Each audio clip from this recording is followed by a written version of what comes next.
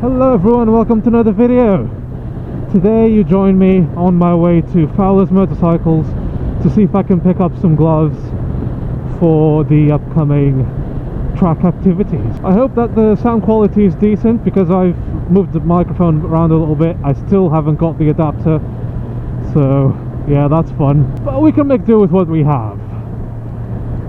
Got both cameras going right now, and hopefully by the time I record the next vlog I'll have the microphone adapter and I'll be able to just use the GoPro. I won't get my hopes too high though. There's going to be quite a bit of wind noise on this one because there's a lot of motorway between me and Fowler's. Hopefully you'll be able to hear me. Worst case scenario, I end up just not posting this.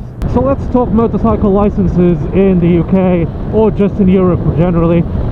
So we have your A1, your A2 and your A.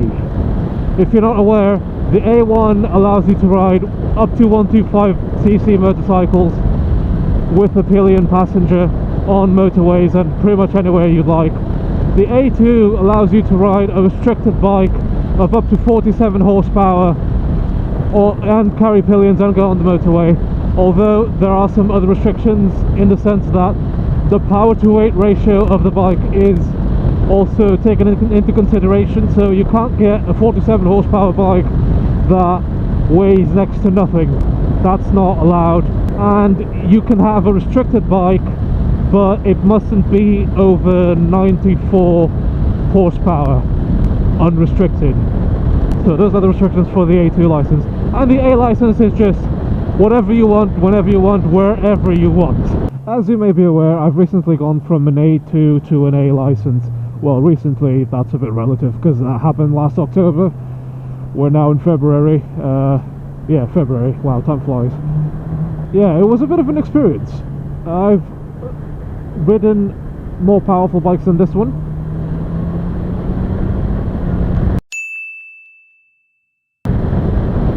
I've not ridden one of those though.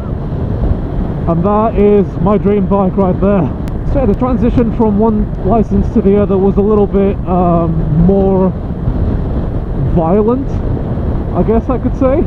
Talking about this bike specifically, it's just such a completely different bike. In some ways it's still the same, but in most ways it's not. Obviously it still weighs the same, still feels the same at whatever speed I might be going.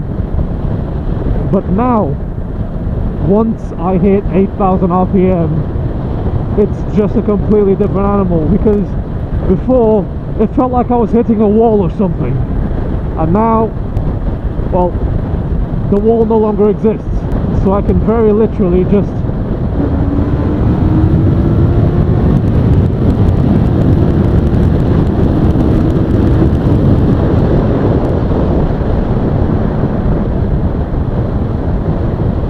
do that. And honestly, my brain is still sort of adjusting to being able to do that on this bike. I'm not talking about the GSXR, because the GSXR is a completely different bike to this one, although they are very similar in many ways. The GSXR is sort of on another level.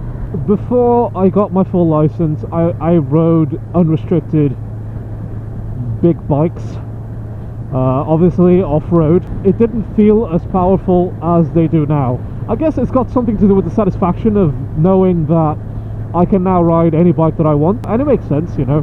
It's an achievement, and it's something I'm proud of. It's something I didn't really think I was going to be able to do until much later on in my life, and I'm just happy I was able to achieve this when I did. Well, if you're planning on swapping bikes, I'm gonna go ahead and guess that you're going to go for a bigger bike. Let's say that this was a Yamaha R3 and that I swapped the R3 for an R6. The difference in power is astronomical. But I know this sounds a little bit obvious, but it caught me off guard how different it was to go from an A2 restricted bike to a full powered 600cc sports bike. It was honestly a little bit intimidating, because after on the day I passed my test was the day I first rode the Gixxer, but this one stayed restricted for another couple of weeks after that, so I very much had a bit of a comparison going there between a full power 600cc super sport bike and a restricted A2 bike.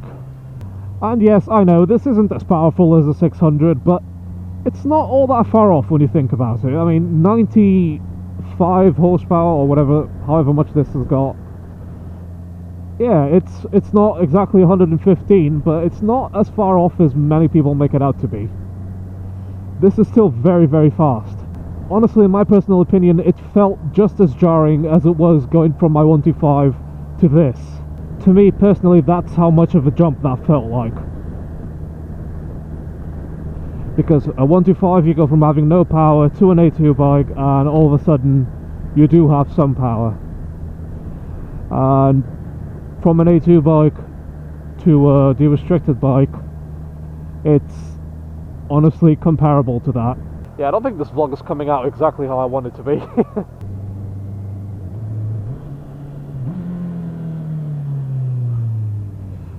Gonna see if I can get myself some gloves.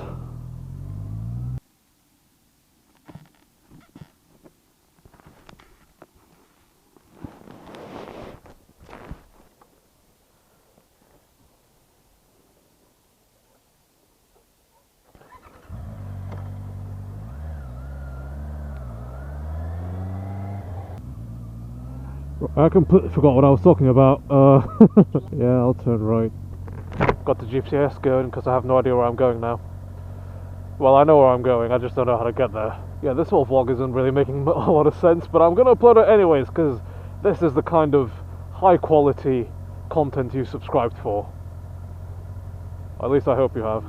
If you are in the limbo of whether or not you want to get your A license, going from your A2 because you think, oh, it's an A2 license, my bikes are pretty fast as they are and I don't really need any more power, just go and do it if you have the ability to. If you can afford it and you have the time, just go and do it. It's 100% worth it. If nothing else, even if you want to stay on A2 powered bikes, at least give yourself that breathing room of, oh, I can always ride a bigger bike if I want to. I'm still trying to get adjusted to the whole, oh, that's a really, really cool bike. I can ride that if I want. And thank you for your service.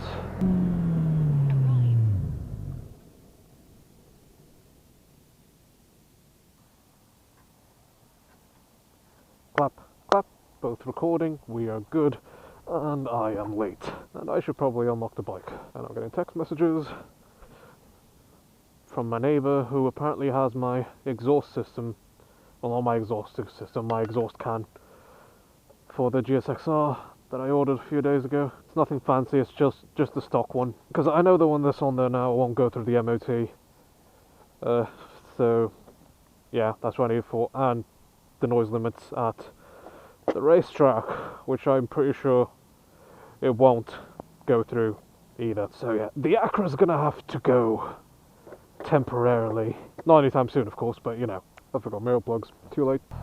Alas, ladies and gentlemen, this vlog has come to an end. Sorry if it's been a complete mess. The moral of the story is really, if you can get your big bike license, get your big bike license, because it's very convenient and it's very fun. And I can do